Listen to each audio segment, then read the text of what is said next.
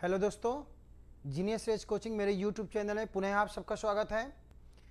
Basic chemistry के अंतर्गत आज मैं आपको मोलों की संख्या, ग्राम तुल्यांकों की संख्या और ग्राम सूत्रों की संख्या के बारे में बताने जा रहा हूं। तो मोलों की संख्या, जो मोलों की संख्या होती है, इसको निकालने के लिए हम द्रव्यमान में आणविक द्रव्यमान का भाग दे देते हैं। मतलब किसी का भी मोलों की संख्या ज्ञात करना है तो हम द्रव्यमान में आणविक द्रव्यमान का भाग दे देंगे। मतलब number of moles equal to mass upon molecular mass. ठीक है, मास में मॉलिक्यूलर मास का अब यहां पे हम डिवाइड करेंगे तो क्या हो जाएगा, नंबर ऑफ मोल्स आ जाएगा। जैसे मान लीजिए कि हमको NaOH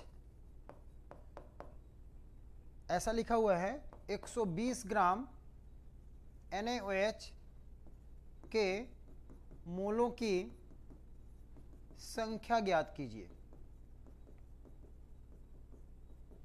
ठीक है, क्वेश्चन क्या है, 120 ग्राम NaOH के मोलों की संख्या ज्ञात कीजिए। तो number of moles N equal to W upon M। W मतलब वेट या द्रव्यमान, यहां पर कितने ग्राम लिखा हुआ है, 120 लिख दिया हमने। और आणविक द्रव्यमान, इसका M क्या होता है, आणविक द्रव्यमान, द्रव्यमान बटे आणविक द्रव्यमान। आणविक द्रव्यमान NaOH का होता है 40। तो इस तरह से इसको भाग कर दिए, कितना आ गया, 3। अब ये 40 कैसे आया, आणविक द्रव्यमान के लिए मैंने पहले से वीडियो बना दिया है जिसकी लिंक डिस्क्रिप्शन बॉक्स में आपको दे दी जाएगी। ठीक है, तो उसमें आप आणविक द्रव्यमान कैसे ज्ञात करते हैं, ये आणविक द्रव्यमान का तरीका कैसे ज्ञात किया जाता है, याद नहीं करना है, केवल आणविक द्रव्यमान जानना है आपको कि कैसे बनता है, निकालते। अब यहाँ पे 120 में 40 का भाग दे दिए, कितना आ गया, 3। तो इस तरह से number of moles equal to क्या हो गया, मास अपॉन मॉलिक्यूलर मास, इस तरह निकल आया। तो ये मोलों की संख्या इस तरह निकाली जाती है, द्रव्यमान में आणविक द्रव्यमान का भाग दे देते हैं, मोलों की संख्या आ जाती है। जैसे एक आध उदाहरण और देख लेते हैं, द्रव्यमान बटे आणविक द्रव्यमान बताए हैं। ठीक है, जैसे मान लीजिए अगर बोल दें 684 ग्राम सुक्रोज के मोलों की संख्या ज्ञात करो। ठीक है, तो मोलों की संख्या बराबर क्या होता है, द्रव्यमान बटे आणविक द्रव्यमान, N equal to W upon M। तो यहां पर W का मान तो लिखा हुआ है, द्रव्यमान कितना लिखा हुआ है, 684, और आणविक द्रव्यमान इसका होता है 342। ठीक है, सुक्रोज का 342 हो गया आणविक द्रव्यमान, इसका इसमें भाग कर दिए, कितना आ गया, 2। तो नंबर ऑफ मोल्स कितने आ गए, 2। मोलों की संख्या कितनी पता चल गई, 2। इस तरह से मोलों की संख्या हम द्रव्यमान में आणविक द्रव्यमान का भाग देकर आराम से निकाल सकते हैं। ठीक है, इसके बाद अगर ग्राम तुल्यांकों की संख्या ज्ञात करना है, ग्राम तुल्यांकों की संख्या, तो हो जाता है ये द्रव्यमान बटे तुल्यांकी द्रव्यमान, द्रव्यमान बटे तुल्यांकी द्रव्यमान। ठीक है, ग्राम तुल्यांकों की संख्या कैसे ज्ञात की जाती है, द्रव्यमान बटे तुल्यांकी द्रव्यमान। तो यहां पर मान लीजिए उदाहरण दिया गया 98 ग्राम H2SO4 के ग्राम तुल्यांकों की संख्या ज्ञात करो। 98 ग्राम H2SO4 के ग्राम तुल्यांकों की संख्या ज्ञात करो। ठीक है, तो क्या होगा इसका मान, द्रव्यमान बटे तुल्यांकी द्रव्यमान, द्रव्यमान कितना लिखा हुआ है, 98, और इसका तुल्यांकी द्रव्यमान होता है 49। तो इसका इसमें भाग कर दिए, कितना आ गया, 2। मतलब ग्राम तुल्यांकों की संख्या कितनी आ गई, 2। तो हम कैसे ज्ञात कर सकते हैं, अब ये तुल्यांकी द्रव्यमान कैसे ज्ञात किया जाता है, इसका भी वीडियो पहले से ही बन चुका है जिसकी लिंक आपको डिस्क्रिप्शन बॉक्स में दे दी गई है, जिसमें आप देखकर आराम से ज्ञात कर सकते हैं, पता कर सकते हैं कि तुल्यांकी द्रव्यमान हम कैसे ज्ञात करते हैं। तो इस तरह से H2SO4 का हम ग्राम तुल्यांकों की संख्या पता कर लिए। ठीक है, अब मान लीजिए इसी तरह से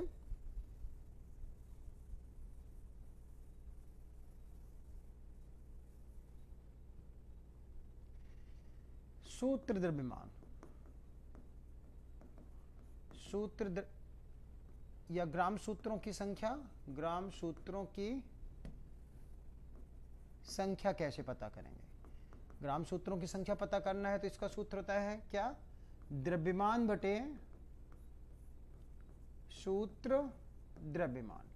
ठीक है, ग्राम सूत्रों की संख्या बराबर क्या होता है? द्रव्यमान बटे सूत्र द्रव्यमान। अब जैसे मान लीजिए 58.5 ग्राम NaCl के ग्राम सूत्रों की संख्या ज्ञात कीजिए। क्वेश्चन क्या कह रहा है? 58.5 ग्राम NaCl के ग्राम सूत्रों की संख्या ज्ञात कीजिए। तो द्रव्यमान कितना लिखा हुआ है इसका? 58.5 और सूत्र द्रव्यमान भी इसका होता है 58.5। सूत्र द्रव्यमान भी इसका क्या होता है? 58.5। इसका भाग किया कितना आ गया? 1, अर्थात ग्राम सूत्रों की संख्या कितनी आ गई? 1। ठीक है, सूत्र द्रव्यमान वास्तव में जो आयनिक यौगिक होते हैं, ऐसे यौगिक जो आयनिक होते हैं जैसे NaCl या विद्युत संयोजी भी कह सकते हैं उनको, ऐसे यौगिकों के लिए सूत्र द्रव्यमान लिखा जाता है। ठीक है, तो सूत्र द्रव्यमान में जैसे अगर NaCl का है तो NaCl का सोडियम का हो गया 23 परमाणु भार और उसका होता है 35.5। इन दोनों को जोड़ दिए तो आ गया कितना? 58.5। तो इस तरह से ये सूत्र द्रव्यमान इसका 58.5 आ गया है। तो सूत्र द्रव्यमान किसी भी आयनिक यौगिक का ज्ञात किया जाता है। आयनिक यौगिक का के लिए हम अणुभार न लिखकर या आणविक द्रव्यमान न लिखकर क्या बोल देते हैं? सूत्र भार या सूत्र द्रव्यमान। ठीक है, निकाला हमारा आणविक द्रव्यमान के समान ही जाता है। जैसे सोडियम का परमाणु भार हुआ 23, क्लोरीन का हुआ 35.5, दोनों को हमने जोड़ दिया, आ गया 58.5। ये आ गया इसका सूत्र द्रव्यमान। सूत्र द्रव्यमान कैसे ज्ञात करेंगे? उसके परमाणु द्रव्यमानों को जोड़कर। ठीक है, कोई ऐसी नई चीज नहीं है। इस तरह से NaCl के ग्राम सूत्रों की संख्या आ गई है। मतलब कुल मिलाकर हम मोलों की संख्या अगर ज्ञात करेंगे तो क्या करेंगे? द्रव्यमान में आणविक द्रव्यमान का भाग दे देंगे। ग्राम तुल्यांकों की संख्या ज्ञात करेंगे तो द्रव्यमान में तुल्यांकी द्रव्यमान का भाग दे देंगे। ग्राम सूत्रों की संख्या ज्ञात करेंगे तो द्रव्यमान में सूत्र द्रव्यमान का भाग दे देंगे। सब में ऊपर द्रव्यमान ही है। मोलों किसकी संख्या के लिए? द्रव्यमान बटे आणविक द्रव्यमान। ग्राम तुल्यांकों की संख्या के लिए द्रव्यमान बटे तुल्यांकी द्रव्यमान। ग्राम सूत्रों की संख्या के लिए द्रव्यमान बटे सूत्र द्रव्यमान। ठीक है, तीनों फार्मूलों से हम इस तरह से मोलों की संख्या, ग्राम तुल्यांकों की संख्या और ग्राम सूत्रों की संख्या आसानी से ज्ञात कर सकते हैं। इसको अगर हम इस तरह से देख लें, इसका सूत्र अगर आपको तैयार करना है तो बहुत सरल तरीका है। जैसे मोल या ग्राम अणु। ठीक है, तो इसको हम पहले सरल करने के लिए क्या बोल देते हैं? द्रव्यमान बटे द्रव्यमान। फिर बोल दिए क्या? ग्राम तुल्यांक, ग्राम तुल्यांक बराबर द्रव्यमान बटे द्रव्यमान। सरल करने के लिए बता रहा हूं। फिर ग्राम सूत्र, ग्राम सूत्र बराबर द्रव्यमान बटे द्रव्यमान।